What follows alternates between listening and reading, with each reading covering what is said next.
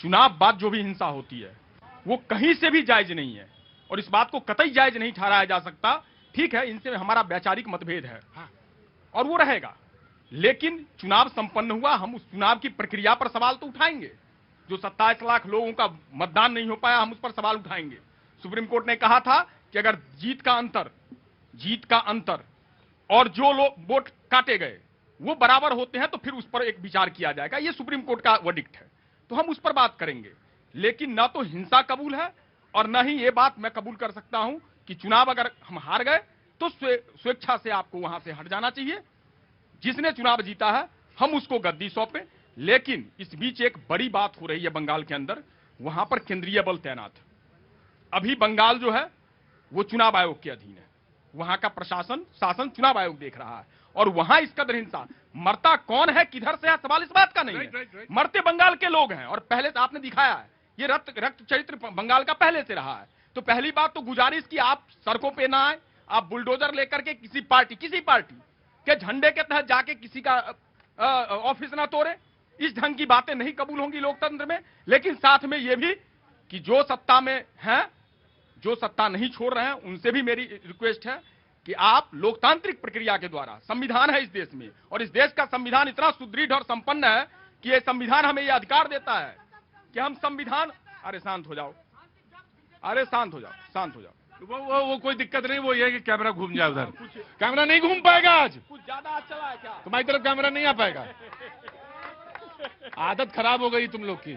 हाँ, मैं ये कह रहा था कि इस देश के संविधान की इतना सुदृढ़ है और सक्षम है कि संविधान हमें यह अधिकार देता है कि संविधान पर भी हम सवाल खड़े कर सकते हैं। इसी कारण तो एमिनेंट आते हैं ना। राइट। नहीं, बदलाव चाहिए। इन्होंने कहा हम आवाज उठाएंगे, कहां उठाएंगे? सुप्रीम कोर्ट में।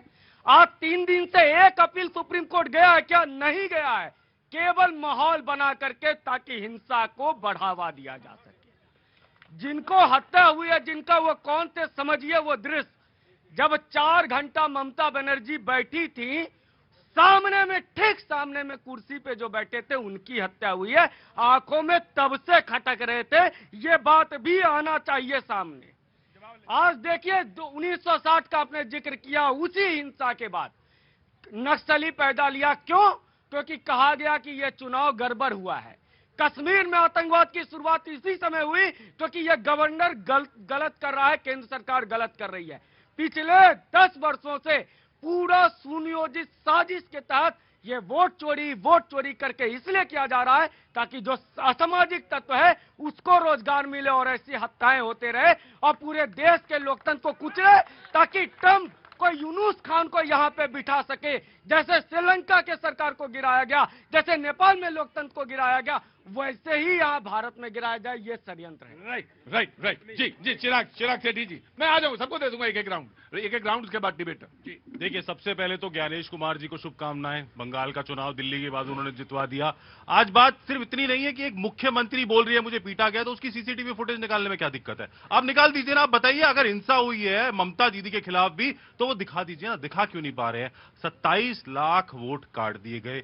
चलिए छोड़ दीजिए, उसके बाद भी आज आप, हमारे गृह मंत्री बोल के गए थे लाखों पुलिस सुरक्षा बल वहां रहेंगे, उसके बाद भी ऐसा हो रहा है। पहले आप बोलते थे कि ममता दीदी लैंड नहीं देती। लैंड सीलिंग बिल आया था 2013 में। अगर नेशनल सिक्योरिटी के लिए लैंड की जरूरत है तो आपको किसी राज्य सरकार से पूछने की जरूरत नहीं है। मतलब पिछले 10 सालों से आपने इसलिए नहीं दी लैंड, इसलिए नहीं ली लैंड कि आप इसे चुनावी मुद्दा बना सके, आप इसे चुनावी मुद्दा बना सके। आज आप वहां आ गए, अब आपका काम है, अब आप जो जीता जो हारा जो हो गया, अब तो आपका काम था लैंड जो लॉ एंड ऑर्डर है उसको संभालने का। आपने पुलिस सुरक्षा बल वहां रखे, उसके बाद भी अगर ये हालात हो रहे हैं, सबसे पहले तो नहीं होना चाहिए। हिंसा की कोई जगह किसी भी प्रदेश में नहीं है, पर जो कर रहा है उसको आपको पकड़ना चाहिए। वीडियोज आ रहे हैं जहां सीमा सुरक्षा बल के जवान हैं, वहां पे हमारा वीडियो। जब आप ये कहते हैं तो उसी समय इस पे भी ध्यान देना चाहिए कि पंजाब में लगातार 2 दिन 2 ब्लास्ट हुए।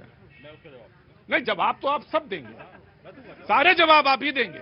हम जब बिल्कुल लैंड ऑर्डर वो भी है, समस्या वहां भी है और वहां पे भी आपको बोलना चाहिए। जी एंड वेरी क्विक एंड वहां जी। इन्होंने 2 गलत तथ्य रखा है। केंद्रीय बल ऑफिसर इंचार्ज नहीं होता है, एसएचओ नहीं होता है, वो बंगाल पुलिस होती है, पहला चीज।